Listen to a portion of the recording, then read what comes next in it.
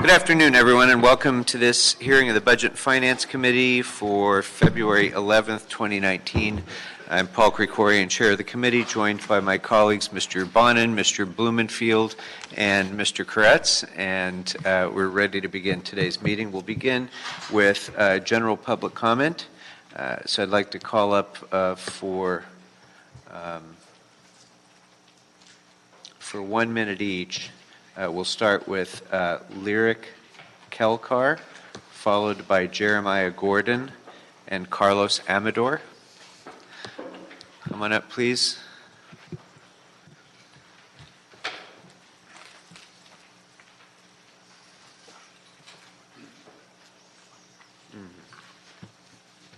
Good afternoon. Hi, good afternoon. My name is Lyric Kelker, and I'm a policy associate at LEARN. We're an economic and community development organization based out of Boyle Heights. I'm here today to talk about the city's overall recycling programs. With the current climate issues violently facing our world and the release of the recent IPCC report, Los Angeles needs to take whatever steps necessary to attack and reduce our greenhouse gas emissions. The Green New Deal focuses on the development of high-paying jobs to mobilize our country towards the path of being carbon neutral, and that is the type of innovative thinking we need moving forward. I hope that the City Council will consider the overall climate needs and movement as it makes its decisions moving forward. Thank you for your time. Thank you. Good afternoon. Good afternoon, council members. My name is Jeremiah Gordon, and I am representing the Los Angeles Black Workers Center. We support the city's analyst report and believe we support this city's analyst report and believe that a robust budget will provide strong enforcement of this ordinance. Los Angeles is the most diverse city, and this ordinance will cover a wide range of discrimination protection. We support the $9 million budget because this budget is necessary to create a strong and effective commission. Again, I urge you to vote for the Civil and Human Rights Ordinance and include a strong budget. Thank you. All right. Thank you, sir. Yes, sir. Hi. Good afternoon. Good afternoon, Carlos Amador. I'm here on behalf of myself. I'm a resident of the 12th District, live in Granada Hills. I'm also in support of the Civil and Human Rights Ordinance that I know is going to be coming up to your committee. Also supporting a strong budget allocation to ensure that there's enforcement priorities and ensure that we don't allow any type of discrimination in the workplace for our communities and our residents in LA. Thank you. All right. Thank you, sir. Our next speaker is Eric Previn, and Mr. Previn, if you'd like to go ahead and take your multi-items as well. So we'll give Mr. Previn 2 minutes and then 1 minute for general public comment. Sure. Cumbersome chart, but I think you've seen the chart. Thank you, Councilmember Krikorian, and we have Koretz, Bonin, and Blumenfield today, and of course Mr. Hale.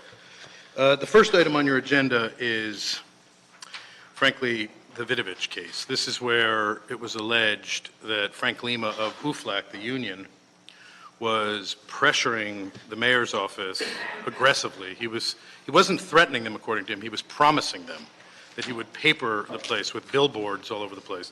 Now, the problem is that these are colleagues, treasured colleagues of all the incumbent council members, so it makes everybody look terrible, which is why you're going to meet on it in the back room. We feel terrible for a guy like Vidovich, who was trying to call out malfeasance, and now he's been hammered aggressively by the city in lots of different ways. It's a little bit like Bezos and the National Enquirer, for those who aren't following. Bezos, as you recall, was extorted by the National Enquirer in a very unpleasant way. Same kind of thing down here.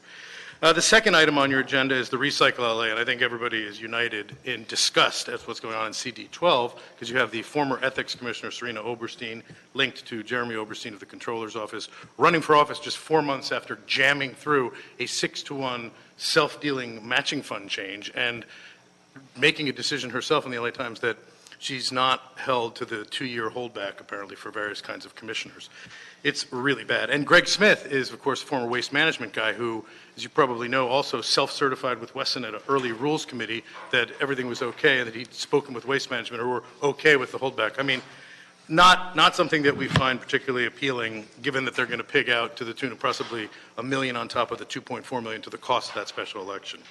And the third item is obviously compensated time off costs. You got Galpern's taking a look. I asked the county of LA, because they said it was $10 million when they had a day off to shut down the government for George H.W. Bush. I'd asked for the actuals, and I would just ask them to bring that forward. And I'll just take my 1 minute of general public comment.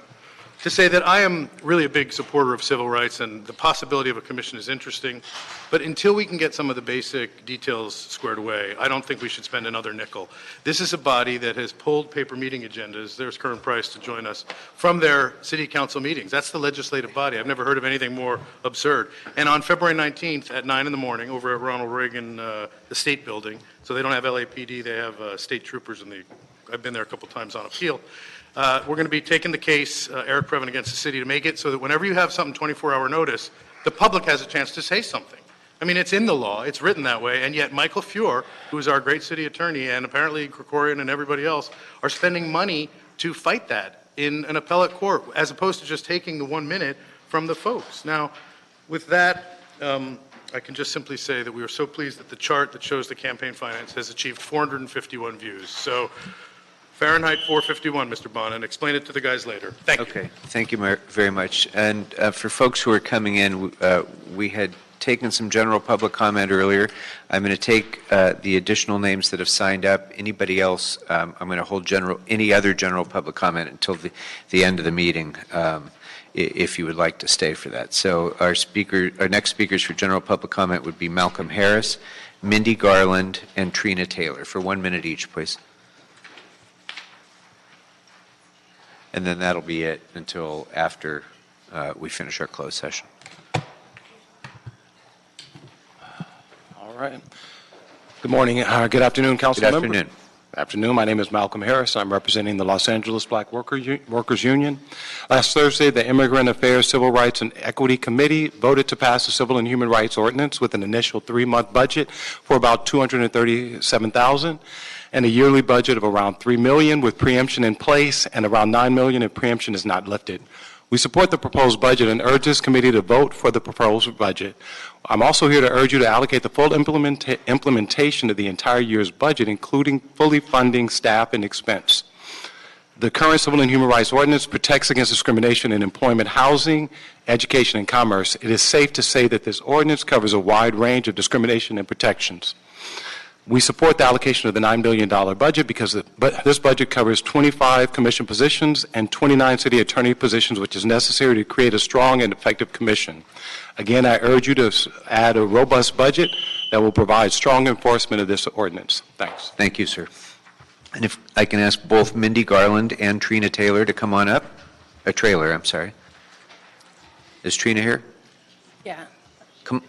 Okay. Okay. Good afternoon. Good afternoon. My name is Mindy Garland, and I'm representing the Los Angeles Black Workers Center. Last Thursday, as you've heard previously, the Immigration Affairs, Civil Rights, and Equity Committee voted to pass the Civil and Human Rights Ordinance with a proposed budget.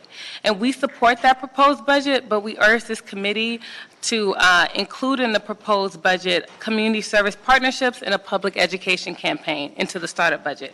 Currently, the budget does not include a community partnership or public education component, and if our community and other underrepresented communities don't know about the Civil and Human Rights Ordinance, then the ordinance is ineffective. So in cities like San Francisco, they have recognized the necessity of utilizing the community to reach low-income and underrepresented communities who would otherwise be fearful and reluctant to come forward with discrimination claims.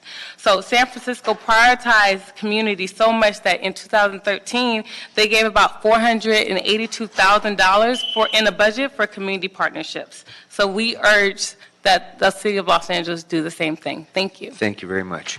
All right. Is there anybody else signed up for general public comment?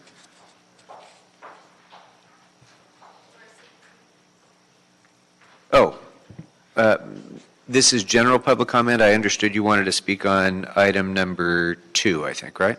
Come on up and go ahead and we'll take that item up now, yeah. We'll take comment on that item now. And then, in addition to Ms. Dooley, I have Jack Eit. Is Jack Eit here? Come on up, sir. Okay, this will be comment on item number 2. I know that most of you are well informed about climate change, but I wonder if you've truly internalized the urgency of the situation we are facing. Scientists warn that we are teetering on the very edge of various tipping points. If we surpass these tipping points, global warming will accelerate massively and slip beyond our control. If we just continue on with business as usual, or if we keep putting off the changes that need to be made, huge regions of the United States will be uninhabitable in just a matter of decades. It's an urgency that puts a premium on every single day that passes and every decision that you make. We must all do everything we can and do it now. Council members, you have a major opportunity to help turn things around. You can be the ones that sprung into action and helped pull our city back from the precipice, the ones that helped give ourselves and our children a fighting chance at a livable future. Thank you so much. Thank you. Mr. Wright? Yeah, my name is Jack Eid. I'm a co-founder of SoCal 350, 350.org, an international climate change organization. California disposes approximately 30 million tons of waste in landfills each year, of which more than 30% is organic waste, which include food waste, green waste, landscape and pruning waste, non-hazardous wood waste, and food-soiled paper. Food scraps account for 18% of landfilled material. That's 6 million tons. So when these organics start to decompose, they create methane gas. Now, methane gas is one of the most potent greenhouse gases out there. Depending on the length of time that you're looking at, it could be 800 times faster to warm the climate than carbon. So we have to, it's one of the largest sources out there of GHG that we need to stop. In 2014, the state of California passed AB 1826 to increase organics recycling at commercial businesses and multifamily. We need to have maximum, adherence to this as soon as possible in a good way. And I thank you for taking my time. All right, thank you very much. So that is all of the speakers I have on item number 2.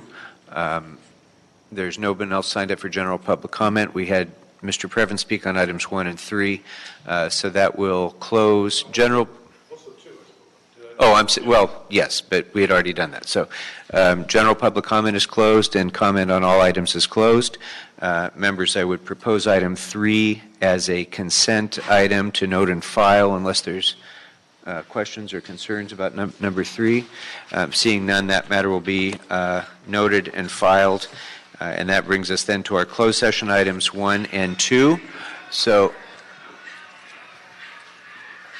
let me turn that off, please. Turn that off, please. Turn that off, please. All right.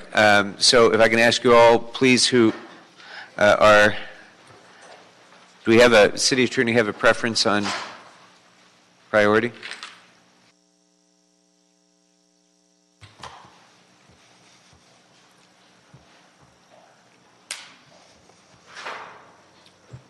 All right. The committee has concluded its closed session. We are now back in open session. And there being no other business before the committee, we are adjourned.